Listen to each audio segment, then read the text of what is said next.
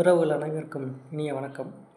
முளைப்பாரி திருவிழாவில் அந்த முளைப்பாரி வளர்க்குறதுக்கான ப்ராசஸ் எப்படி பண்ணுறாங்க அப்படின்னு பார்க்கலாம். அந்த ஓடு பார்த்திங்களா, கீழே ஓட்டையாக இருக்குது. அதில் தண்ணி மட்டும்தான் இறங்கணும், மேலே போடுறது எதுவும் இறங்கக்கூடாது. அப்போ அதை தண்ணி மட்டும் இறங்கணும், மேலே போடுறது எதுவும் போகக்கூடாதுனால பேலன்ஸ் பண்ணுறதுக்கு 2 குச்சி வச்சாச்சு.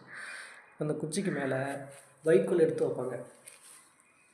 வைக்கோல் கொஞ்சம் எடுத்து அதை லைட்டாக அதை மேலே அப்படியே எடுத்து வச்சு ஃபில் பண்ணுவாங்க. பாருங்கள், வைக்கோல் வச்சாச்சா?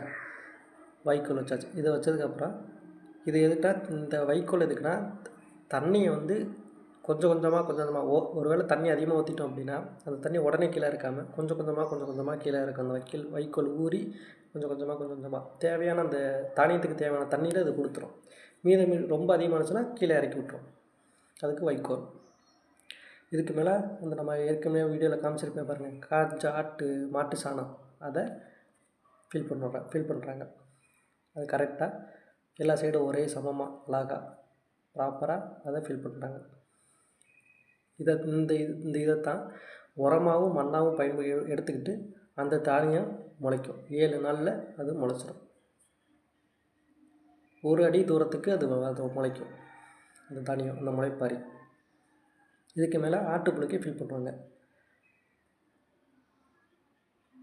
அந்த ஓட்டோட முக்கால் பாகத்தை ஃபில் பண்ணிவிட்டு மீதி 1/4 பாகத்தை பண்ணிடுங்க. அந்த 1/4 பாகத்தில் விதை. இப்போ ஆட்டுப்புழுக்கை ஃபில் பண்ணுறாங்க.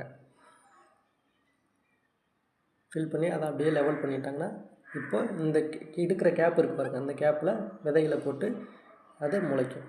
ஓகே ஃப்ரெண்ட்ஸ், பார்க்கலாம். நன்றி. பாருங்கள்.